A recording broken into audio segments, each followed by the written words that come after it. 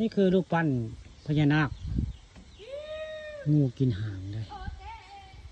ปั้นคือตัวใดตาก็คือตัวใดปั้นโดยครูบาวัดบ้านมวงคำตำบลนาตาลเลยเป็นปูสร้างปูปั้นเลยพญานาคทรงโตย่อหัวนี่จะคือมีปีกมีอย่างบ้าดึงได้อันนี้ก็แม่นได้เลยพญานาคงูกินหางงูกินหางสองหัวสี่โตแต่เป็นภาพงูกินหางเลยตอนแรงใกล้ค่ำวันนี้ลูกค้าพาไปเบิ่งพญานาคงูกินหางแหละนี่คือเถอะ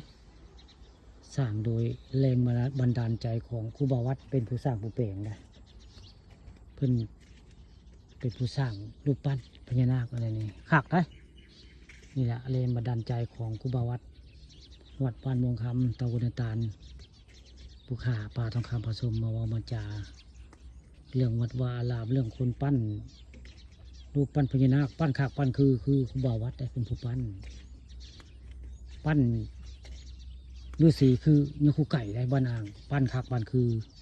ก็คือเนื้อคู่ไก่เป็นผู้ปั้นฤาษีอันนี้ท่านเนื้อคู่วัดได้สร้างปั้นพญานาคคืออันนี้เพื่อนคือได้ตอนแรกวันนี้ผู้ขาป่าทองคำผสมพามาเบิ่งพามาชมรูปปั้นพญานาคของเนื้อคู่วัดบ้านมุงคำตำบลนาตาลปั้นขักปั้นงามปั้นคือปั้นขักคือเนื้อคู่วัดปั้นเองได้เพิ่นปั้นเองเพิ่นเว้านี่เกี่ยวกับปั้นพญานาคนี่เพิ่นปั้นเองได้ผู้ข้าเคยไปวัดเพิ่นอยู่ได้นี่รูปปั้นพญานาค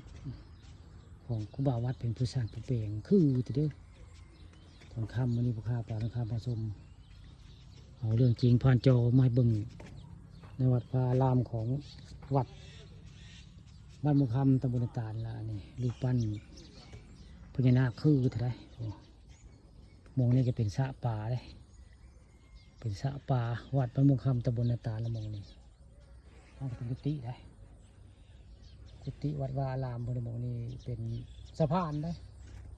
สะพานนี่สองหัวสี่ตัวไงพญานาคนี่ปั้นขับปั้นคือแม่นอย่างครูวัดเราเป็นผู้สร้างผู้เปล่งอันนี้คือแต่ละเหตุนี่แหละวัดวาอารามของ